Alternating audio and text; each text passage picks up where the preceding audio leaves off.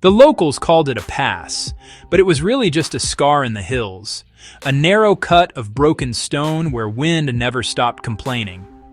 Lieutenant Soren's platoon arrived there at dawn, half awake and already annoyed, because Command had decided this pathetic crack in the earth was suddenly strategic. Command loved calling things strategic. It made their terrible decisions sound thoughtful. Soren's unit dug in among the rocks anyway. They weren't heroes. They were tired people with helmets that never fit right.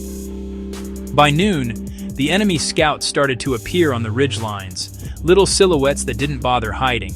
They knew the platoon was outnumbered. Soren knew it too.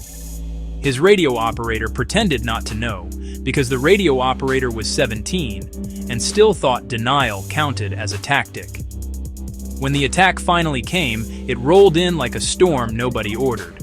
Mortars punched the hillside. Dust didn't just rise, it flooded, filling lungs and eyes and the space between heartbeats. The platoon fought in that haze, shapes firing at shapes, shouting names they couldn't even hear. Soren held the center because someone had to stand there and pretend the whole thing wasn't collapsing.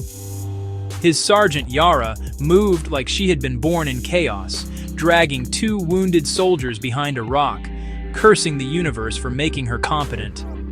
Hours blurred. The sun dropped.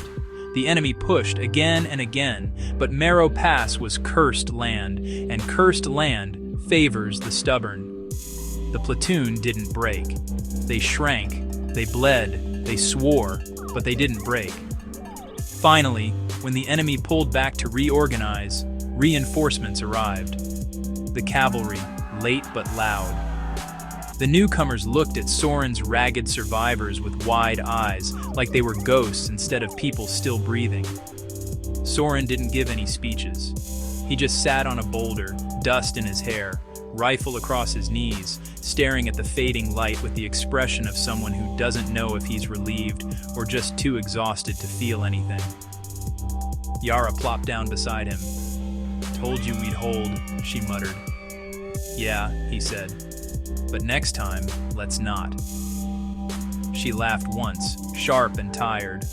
The wind kept complaining around them, like it had been drafted too.